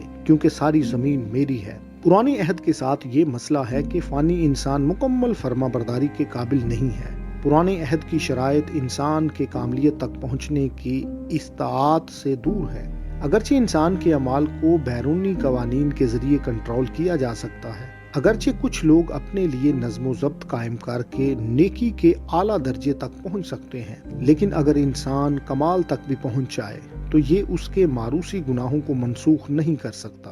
وہ اپنے ماضی کے تمام متاثرین کو معاوضہ ادا کرنے کے قابل ہو سکتا ہے جن کو اس نے ناجائز طور پر تکلیف پہنچائی، لیکن وہ خدا کو کیسے معاوضہ ادا کر سکتا ہے جو کہتا ہے کیونکہ گناہ کی مزدوری موت ہے۔ یہ پرانے عہد کی سب سے بڑی کمزوری ہے۔ یہ انسان کے خدا کے سامنے صحیح حیثیت میں آنے کے لیے کچھ کرنے کا تقاضا کرتی ہے۔ یوں یہ اعمال کا عہد ہے، یہ انسانی کوشش اور ضبط نفس پر زور دیتا ہے، لیکن انسان کو اس قابل نہیں بناتا کہ وہ ان کو پورا کر سکے۔ اس عہد کی یہی بات انسان کو غلامی میں مبتلا کر دیتی ہے۔ مخلص شخص اپنی پوری زندگی اپنے آپ کو غلامی میں پاتا ہے۔ وہ خدا کے وعدوں کا وارث بننے کے لیے اچھا بننے کی کوشش کرتا ہے۔ یوں یا تو اسے اپنی قابلیت کے مطابق خدا کے معیار کو کم کرنا ہوگا، یا اس کا گناہگار ضمیر اسے پوری زندگی اذیت دیتا رہے گا۔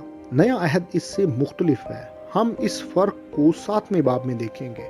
7واں باب، نیا عہد۔ نئے عہد کی وضاحت سب سے پہلے یرمیہ نبی نے کی، جس نے یرمیہ کی کتاب کے 31ویں باب کی 31ویں سے 33ویں آیات میں لکھا، دیکھ وہ دن آتے ہیں، خداوند فرماتا ہے، جب میں اسرائیل کے گھرانے اور یہودا کے گھرانے کے ساتھ نیا عہد باندھوں گا، اس عہد کے مطابق نہیں جو میں نے ان کے باپ دادا سے کیا جب میں نے ان کی دستگیری کی، تاکہ ان کو ملک مصر سے نکال لاؤں، اور انہوں نے میرے اس عہد کو توڑا، اگرچہ میں ان کا مالک تھا۔ خداوند فرماتا ہے بلکہ یہ وہ عہد ہے جو میں ان دنوں کے بعد اسرائیل کے گھرانے سے باندھوں گا۔ خداوند فرماتا ہے میں اپنی شریعت ان کے باطن میں رکھوں گا اور ان کے دل پر اسے لکھوں گا، میں ان کا خدا ہوں گا اور وہ میرے لوگ ہوں گے۔ یہاں دونوں عہود کے درمیان دو بنیادی فرق بیان کیے گئے ہیں۔ اولاً نیا عہد ایک غیر مشروط عہد ہے، کیونکہ اس کے لیے اگر کی کوئی شک نہیں۔ یہ ایک ایسا عہد ہے جس میں خدا وعدہ کرتا ہے کہ وہ ہمارے اندر کام کرے گا، بجائے اس کے اس عہد کو انسانی کاموں یا کوشش سے مشروط کیا جائے۔ ثانیاً نئے عہد کی بنیاد ایک باطنی کام پر ہے جو خدا کرے گا، کیونکہ شریعت اب ظاہری پتھر کی تختیوں پر نہیں لکھی جائے گی بلکہ باطن میں دل پر لکھی جائے گی۔ اب شریعت کسی انسان پر ضبط نفس کے ذریعے مسلط نہیں کی جائے گی بلکہ یہ روح القدس کے ذریعے پوری ہوگی۔ وہ ہم سے کلام کرتا ہے اور اپنی روح سے ہماری رہنمائی کرتا ہے، بالکل اسی طرح جیسے اس نے موسیٰ کے ماتحت بیابان میں بنی اسرائیل کو بادل کے ستون اور آگ کے ستون میں رہنمائی کی۔ یہ دو عہود علامتی طور پر اسحاق اور اسماعیل کی تصویر کشی کرتے ہیں۔ پرانے عہد کے فرزند غلام ہیں اور وہ فرما برداری کے ذریعے اپنی کاوش سے کامل بننے کی کوشش کر رہے ہیں۔ ان کے خلوص اور فرما برداری پر کوئی سوال نہیں اٹھایا جا سکتا، وہ قابل تعریف ہو سکتی ہے۔ بہت سے لوگوں نے ناقابل بیان ذہنی قوت کو حاصل کیا اور وہ پاؤں جلائے بغیر گرم کولوں پر چل سکتے ہیں، لیکن سب سے اہم بات یہ ہے کہ وہ یقیناً ایک راست باز خدا کے شرعی تقاضوں کو پورا کرنے میں ناکام ہوں گے۔ دوسری طرف نئے عہد کے فرزند اسحاق کی طرح ایک آزاد عورت سے پیدا ہوئے ہیں۔ اس عہد میں ساری ذمہ داری خدا کے کندھوں پر ہے کہ وہ اپنے لوگوں کو راست باز بنائے۔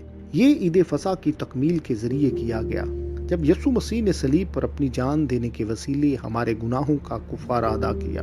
اور اس وقت جب ہم زندگی کے بیابانی سفر میں ہیں تو ہمارے پاس ایک دوسری عید ہے جسے پینتیکست کہتے ہیں، جس میں خدا اپنی شریعت ہمارے دلوں پر لکھ رہا ہے۔ مسیحی وہ لوگ ہیں جن کا خدا کے ساتھ تعلق نئے عہد کی فراہمی کے ذریعے بیان کیا گیا ہے۔ جب وہ گناہ کے لیے یسوع مسیح کی قربانی کو قبول کرتے ہیں تو خدا مسیح کی راست بازی ان سے منسوب کرتا ہے، جیسے وہ پہلے سے ہی کامل ہو چکے ہیں۔ یوں وہ غلام آدمی کی بجائے بطور آزاد آدمی بیابان سے سفر کرنے کے قابل ہو جاتے ہیں۔ اس وقت تک مسیح کی راست بازی ان سے منسوب رہے گی جب تک وہ عید خیام کی تکمیل پر حقیقتاً راست باز نہیں بن جاتے۔ اس طرح فرزندیت کا راستہ 3 مراحل پر مشتمل ہے جو ان 3 عیدوں میں بیان کیے گئے ہیں۔ پرانے اور نئے عہد میں ایک اور فرق یہ ہے کہ یہ دونوں ایک مخصوص نشان سے منسلک۔ پرانے عہد کا نشان جسمانی ختنہ ہے، جیسا یہ سب سے پہلے ابراہم کے لیے پیدائش کی کتاب کے 17ویں باب کی 11ویں آیت میں قائم کیا گیا۔ نئے عہد کا نشان دل کا ختنہ ہے۔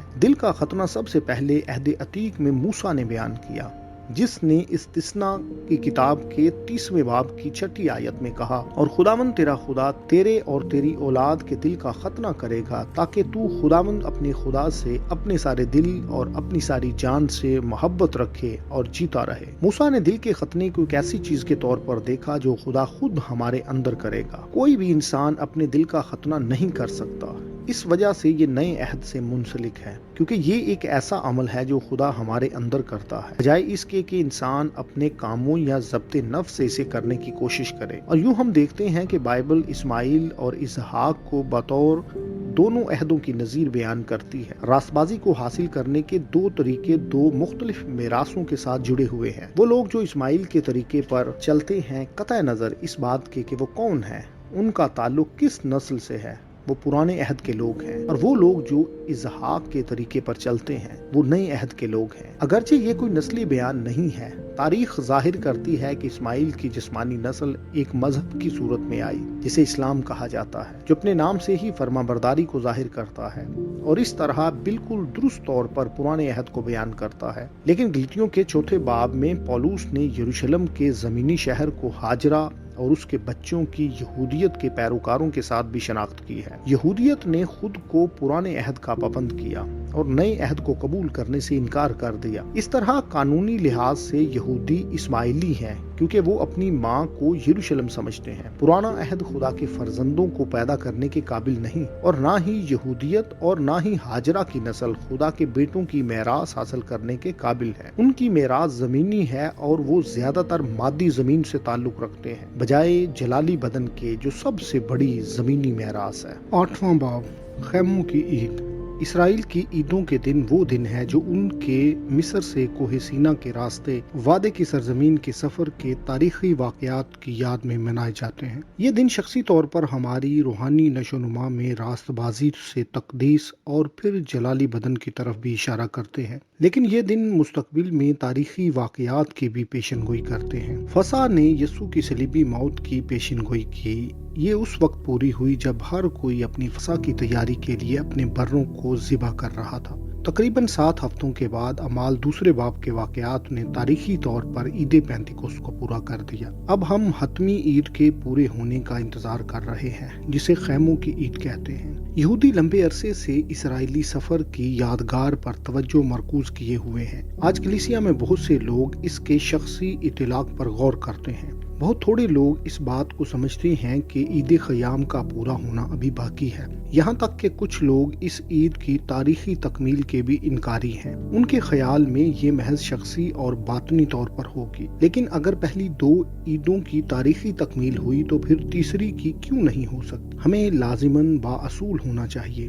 عید خیام نرسنگوں کی عید اور یوم کفارہ کے بعد آتی تھی۔ نرسنگوں کی عید خیام سے 2 ہفتے پہلے آتی۔ یہودی حلقوں میں اس دن کو بیداری کی آواز کا دن کہا جاتا تھا اور اسے بطور مردوں کے جی اٹھنے کی پیشن گوئی کے طور پر جانا جاتا۔ اس لیے پولس رسول پہلے تھسلونیکیوں کے 4 باب کی 16ویں آیت میں لکھتا ہے، پہلے تو وہ جو مسیح میں موئے جی اٹھیں گے۔ وہ دوبارہ ہمیں پہلے کرنتھیوں کے 15ویں باب کی 52ویں آیت میں بتاتا ہے، کیونکہ نرسنگا پھونکا جائے گا اور مردے غیر فانی حالت میں اٹھیں گے۔ پولس کہتا ہے کہ مردوں کے جی اٹھنے کے بعد ہی بادلوں پر اٹھایا جانا ہوگا، جبکہ بہت سے مسیحی لفظ ہارپازو کو کلیسیا کے اٹھائے جانے کے طور پر دیکھتے ہیں۔ در حقیقت یہ عید خیام کی تکمیل کے بارے میں بات کرتا ہے۔ اسے عام طور پر بہت غلط سمجھا گیا، کیونکہ بائبل کے استاد شاذ و نادر ہی لفظ ہارپازو کی وضاحت نبوتی عید کے طور پر کرتے ہیں۔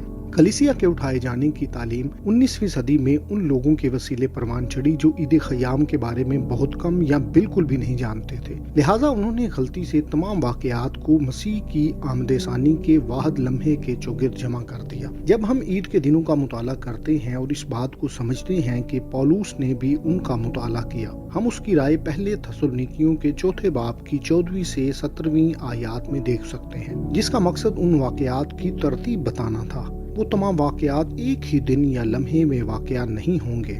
مردوں کا جی اٹھنا پہلے ہوگا کیونکہ یہ نرسنگوں کی عید پر ہوگا۔ 2 ہفتوں کے بعد غالب آنے والوں کی ماہیت عید خیام کے پہلے دن فانی سے غیر فانی میں تبدیل ہو جائے گی۔ خیموں کی 7 دنوں پر مشتمل ہوتی، 8ویں دن مقدس مجمع ہوتا۔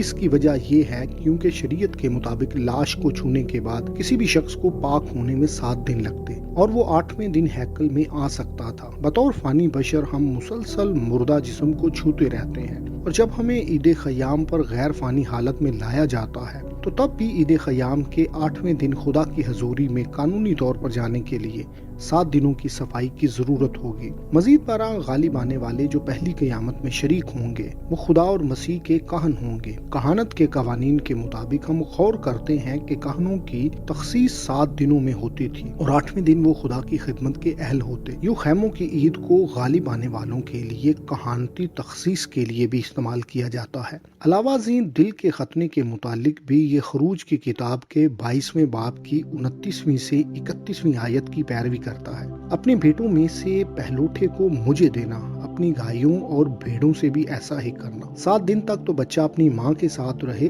8ویں دن تو اسے مجھ کو دینا۔ خدا کے فرزند عید خیام کے پہلے دن پیدا ہوتے ہیں اور پھر 8ویں دن ان کے دل کا ختنہ کرایا جائے گا۔ 8ویں دن خدا کے سامنے پیش ہونے کے لیے خدا کے فرزندوں کے لیے یہ ایک الہی تقاضا ہے۔ صد افسوس اس الہی قانون کو ایک لمبے عرصے تک نظر انداز اور فراموش کیا گیا۔ یہ نبوت اور مکاشفہ کے لیے ایک گنجینہ گھراں ہے۔ شریعت محض اخلاقیات کا مجموعہ نہیں ہے، یہ نہ صرف مسیح کی پہلی آمد کے لیے بلکہ اس کی آمد ثانی کے لیے بھی الہامی ہے۔ یوں یہ ہمیں فرزندیت کے قانون کی بنیاد فراہم کرتی ہے کہ خدا کے فرزند کیسے اور کیوں زمین پر ظاہر ہوں گے۔ نامہ باب، کہانت۔ غالب آنے والے جو پہلی قیامت میں جی اٹھے خدا اور مسیح کے کہن کہلاتے ہیں۔ بائبل مقدس میں 2 قسم کی کہانتیں ہیں، لاوی اور مالک صدق۔ بنی لاوی کی کہانت کو پرانے عہد کے قوانین کو سر انجام دینے کے لیے چنا گیا۔ ملک صدق کی کہانت کو نئے عہد کے قوانین کو سر انجام دینے کے لیے چنا گیا۔ ان دونوں کے درمیان بڑا عجیب تقابل ہے۔ لاوی شمعون کے ساتھ ظالم اور غضبناک تھا، جو یعقوب کی لعنت کے تحت تھا۔ یہ لعنت آخرکار ان کے ساتھ اس وقت تک رہے گی جب یہ کہانت یسوع مسیح کو اپنی آخری قربانی پیش کرے گی۔ جی ہاں، انہیں ایسا کرنے کے لیے بلایا گیا تھا، لیکن اس کے باوجود وہ اپنے دل کے رویے کی وجہ سے سزا کے مستوجب ہوں گے جو انہوں نے اختیار کیا۔ اس وقت لاوی ملک صدق میں تبدیل ہو جائیں گے، جیسے نیا عہد پرانے عہد کی جگہ لے لے گا۔ یوں خدا کے فرزند ملک صدق کی نسبت سے خدا کے کہن یا لاوی کی نسبت سے ملک صدق لاوی کے برعکس سالم کا بادشاہ تھا، اور وہ ظالم اور غضبناک تھا۔ ملک صدق کی بلاہٹ اس کے نسب نامے سے منسوب نہیں، اس کے برعکس لاوی کے کہنوں کے لیے ہارون کی نسل اور لاوی کے قبیلے سے ہونا لازمی تھا۔ یسوع اور داؤد دونوں لاوی کی بجائے یہودا کے قبیلے سے تھے۔ یوں وہ ملک صدق کے کہنوں کے طور پر خدا کی خدمت کرتے تھے۔ ان کی طرح غالب آنے والے جو ہر قبیلے اور امت اور اہل زبان اور قوم سے ہوں گے، وہ بھی لاوی کی نسل سے نہیں ہوں گے۔ کہنوں کی سب سے کلیدی خوبی یہ تھی کہ ان کی ملک میں کوئی میراث نہیں تھی، جیسا ہم گنتی کی کتاب کے 18ویں باب کی 20ویں آیت میں پڑھتے ہیں۔ اور خداوند نے ہارون سے کہا کہ ان کے ملک میں تجھے کوئی میراث نہیں ملے گی، اور نہ ان کے درمیان تیرا کوئی حصہ ہوگا، کیونکہ بنی اسرائیل میں تیرا حصہ اور تیری میراث میں ہوں۔ خدا کا وارث ہونا خدا کے بیٹوں کے طور پر جلالی بدن کا وارث ہونا ہے۔ بطور فرزند یہ وہ کہن ہیں جن کو خدا کی طرف سے ذمہ داری سونپی گئی کہ وہ اس کی اور لوگوں کی خدمت کرے۔ خدا کے تحت کہانت کی ذمہ داری تھی کہ وہ خدا اور آدمیوں کے درمیان شفاعت کرے۔ لاوی اپنی ذمہ داریوں کو پورا کرنے میں ناکام ہوا اور اس کی جگہ ملک صدق نے لے لی۔ اس کا واضح مطلب ہے کہ ملک صدق نے اب ان تمام ذمہ داریوں کو لے لیا جو پہلے لاوی کو دی گئی تھی۔ ان ذمہ داریوں میں خون کی قربانیاں شامل نہیں ہیں، کیونکہ ان کے پاس یسوع مسیح خدا کے برے کی بہتر قربانی موجود ہے۔ ان کے پاس نئے یروشلم میں ایک نئی ہیکل اور ایک نیا صیون ہے، جیسا عبرانیوں کے خط میں ہمیں بتایا گیا ہے۔ تاہم گنتی کی کتاب کے 18ویں باب کی 30ویں آیت کی شرط ابھی بھی قائم ہے۔ دوسرے ایمانداروں کے برعکس خدا ان کی میراث ہے، جن کو زمین پر میراث دی جائے گی جب حلیم زمین کے وارث ہوں گے۔ لاوی سے ملک صدق کی تبدیلی کا اشارہ ایلی کی کہانی میں پیش کیا گیا ہے کہ کس طرح سلیمان کے زمانے میں اس کے سلسلہ نسب کو صدوق سے بدل دیا گیا۔ اگرچہ صدوق ابھی تک بنی لاوی کا کاہن تھا، جس کے نام کا مطلب راست بازی ہے، اور وہ ملک صدق جس کے نام کا مطلب راست بازی کا بادشاہ ہے، اس کا حصہ ہے۔ کیونکہ یہ تبدیلی پرانے عہد کے وقتوں میں کی گئی، خدا نے ایک لاوی کاہن صدوق کو بطور ملک صدق کی ترتیب استعمال کیا۔ یہ تبدیلی سلیمان کے دنوں میں کی گئی، جس کے نام کا مطلب امن کا شہزادہ ہے۔ یہ تبدیلی یسوع مسیح کے دنوں میں حقیقی تبدیلی کے بارے میں بات کرتی ہے، جو اصل میں امن کا شہزادہ ہے۔ کہانت میں تبدیلی کی یہ کہانی پہلے ساموئیل کے 2 باب کی 28ویں سے 36ویں آیات میں شروع ہوتی ہے، کیونکہ ایلی کے بیٹے بگڑ گئے اور خدا کے حضور پیش کی جانے والی قربانیوں میں بددیانتی کرتے اور خیمہ اجتماع کے دروازے پر خدمت کرنے والی عورتوں سے ہم آغوشی کرتے۔ خدا نے ایلی کے پاس ایک نبی بھیجا اور 30ویں اور 35ویں آیات میں اسے کہا، تیرا گھرانہ اور تیرے باپ کا گھرانہ ہمیشہ میرے حضور چلے گا۔ پر اب خداوند فرماتا ہے کہ یہ بات مجھ سے دور ہو، کیونکہ وہ جو میری عزت کرتے ہیں میں ان کی عزت کروں گا، پر وہ جو میری تحقیر کرتے ہیں بے قدر ہوں گے۔ اور میں اپنے لیے ایک وفادار کہن برپا کروں گا، جو سب کچھ میری مرضی اور میری منشا کے مطابق کرے گا، اور میں اس کے لیے ایک پائیدار گھر بناؤں گا، اور وہ ہمیشہ میرے ممسوح کے آگے آگے چلے گا۔ ایلی کی جگہ الیعزر کو دے دی گئی، جسے ابی یاتر کی جگہ قائم کیا گیا۔ سلیمان نے ابی یاتر کو تبدیل کیا۔ یقیناً یہ یسوع مسیح اور ملک صدق کی پیشن گوئی تھی، جس نے لاوی کے پرانے سلسلے کی جگہ لے لی، لیکن صدوق بطور سردار کاہن مسیح کی مثل تھا۔ پہلے سلاطین کے 2 باب کی 27ویں اور 28ویں آیات میں لکھا ہے، سو سلیمان نے ابی یاتر کو خداوند کے کاہن کے عہدے سے برطرف کیا، تاکہ وہ خداوند کے اس قول کو پورا کرے جو اس نے سیلا میں ایلی کے گھرانے کے حق میں کہا تھا۔ حزقیل نبی اپنی کتاب کے 44ویں باب میں اس تبدیلی پر بات کرتے ہوئے اسے پیشن گوئی کے طور پر آنے والے خیموں کے دور میں کہانت کی 2 اقسام سے جوڑتا ہے۔ حزقیل 44ویں باب کی 10ویں اور 14ویں آیات میں نبی ایلی کی کہانت کے بارے میں بات کرتے ہوئے گمراہ کہانت کو پیش کرتا ہے، اور بنی لاوی جو مجھ سے دور ہو گئے جب اسرائیل گمراہ ہوا کیونکہ وہ اپنے بتوں کی پیروی کر کے مجھ سے گمراہ ہوئے، وہ بھی اپنی بدکاری کی سزا پائیں گے، تو بھی وہ میرے مقدس میں خادم ہوں گے اور میرے گھر کے پھاٹکوں پر نگہبانی کریں گے اور میرے گھر میں خدمت گزاری کریں گے، اور وہ میرے نزدیک نہ آ سکیں گے کہ میرے حضور کہانت کر۔ یہ ایک انوکھی بات ہے کہ خدا بد عنوان کہانوں کو ہیکل کی ذمہ داریاں سر انجام دینے کی اجازت دے گا۔ تاہم یہ خیال کیا جاتا ہے کہ اس طرح کے بد عنوان کہانوں نے توبہ کر لی، لیکن منفی پہلو یہ ہے کہ وہ براہ راست خدا کی خدمت کرنے کے لیے نااہل قرار دیے گئے ہیں۔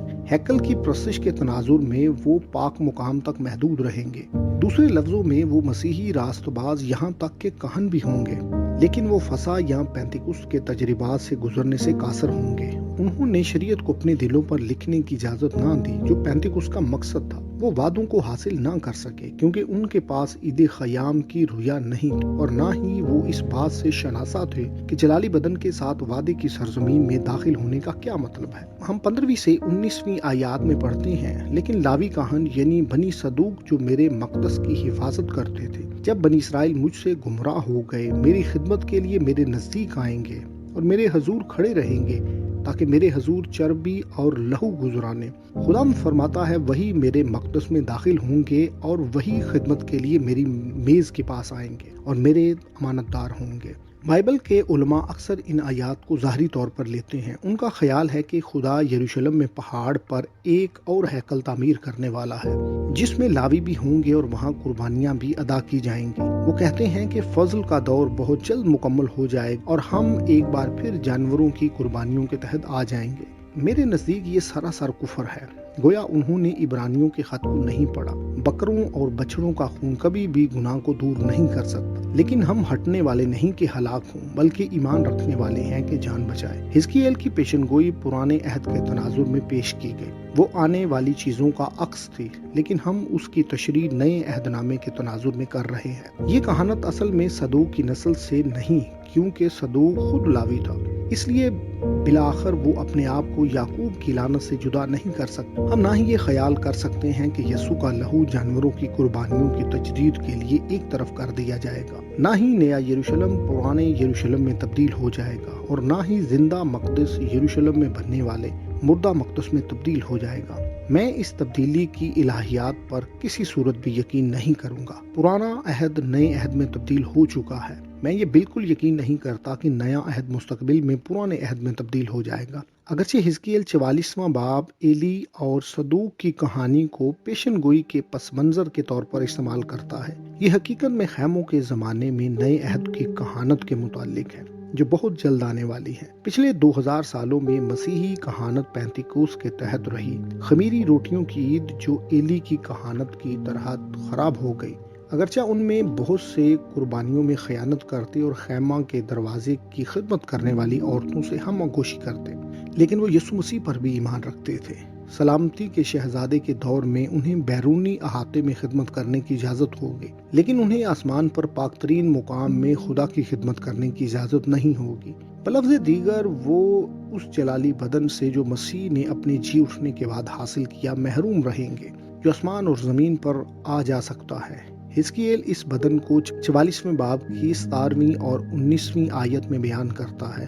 وہ اسے پرانے عہد کے تناظر میں بیان کرتا ہے، لیکن وہ نئے عہد نامے کی چیزوں کی پیشن گوئی کرتا ہے۔ اور یوں ہوگا کہ جس وقت وہ اندرونی صحن کے پھاٹکوں سے داخل ہوں گے تو قطانی پوشاک سے ملبس ہوں گے، اور جب تک اندرونی صحن کے پھاٹکوں کے درمیان اور مسکن میں خدمت کریں گے کوئی اونی چیز نہ پہنیں گے۔ کتان پودوں سے بنایا جاتا تھا، اون جانوروں سے حاصل کی جاتی۔ مکاشفہ کی کتاب کے 19ویں باب کی 8ویں آیت میں لکھا ہے، صاف مہین کتانی کپڑے سے مقدس لوگوں کی راست بازی کے کام مراد ہیں۔ کتان روحانی بدن کو ظاہر کرتا ہے جبکہ اون جسمانی بدن کو ظاہر کرتا ہے۔ اس طرح جب ان خدا اور مسیح کے کہنوں کو جلالی بدن دیے جائیں گے جیسا مسیح کے پاس تھا، تو وہ آسمان اور زمین پر آ جا سکیں گے اور اپنے کتانی لباس میں خدا کی خدمت کریں گے، اور پھر واپس زمین پر آ کر اونی لباس پہن کر بیرونی صحن میں لوگوں کی خدمت کریں گے، اور جب بیرونی صحن میں یعنی عوام کے بیرونی صحن میں نکل آئیں تو اپنی خدمت کی پوشاک اتار کر مقدس حجروں میں رکھیں گے۔ اور دوسری پوشاک پہنیں گے تاکہ اپنے لباس سے عوام کی تقدیس نہ کریں۔ یہی وجہ ہے کہ یسوع مردوں میں سے جی اٹھنے کے بعد ہمیشہ اپنے شاگردوں کو گوشت اور ہڈی والے بدن میں نظر آیا۔ دراصل اس نے اپنے شاگردوں کو قائل کرنے کے لیے کہ وہ روح نہیں ہے، لوکا کی انجیل کے 24ویں باب میں بیشتر وقت ان کے ساتھ وقت گزارا اور ان کو نظر آیا، یہاں تک کہ اس نے یہ بات ثابت کرنے کے لیے ان کے ساتھ کھانا بھی کھایا۔ اس نے ایسا کیوں کیا؟ تاکہ وہ ہم پر جلالی بدن کو ظاہر کر سکے۔ یہ بدن خدا کے فرزندوں کی میراث ہے، انہیں اس لباس کو تبدیل کرنے کے قابل ہونا پڑے گا، کیونکہ حزقیل کی کتاب کے 44ویں باب کی 19ویں آیت کے مطابق قطانی لباس کے ساتھ لوگوں کی خدمت کرنا غیر شرعی ہے، یعنی روح میں۔ اسی وجہ سے یسوع بطور روح لوگوں پر ظاہر نہ ہوا، بلکہ اس وقت اس نے جسمانی بدن اختیار کیا، اگرچہ یہ جلالی بدن جسمانی بدن کی طرح محدود نہیں جیسا ہم جانتے ہیں۔ پولوس کے زمانے میں بدگمانوں نے پہلے کرنتھیوں کے 15ویں باب کی 35ویں آیت میں پوچھا، وہ کیسے جسم کے ساتھ آتے ہیں؟ اگرچہ ہم اس کا جواب پورے طور پر نہیں جانتے، لیکن اس کا سادہ سا جواب یہ ہے، وہ اس جسم کے ساتھ آئیں گے جو یسوع مسیح اپنے جی اٹھنے کے بعد رکھتا تھا، جیسا حزقیل 44ویں باب میں بیان کیا گیا ہے۔ خدا کے بیٹوں کے لیے اس کا مطلب ملک صدق کی ترتیب کے بعد کہن ہونا ہے۔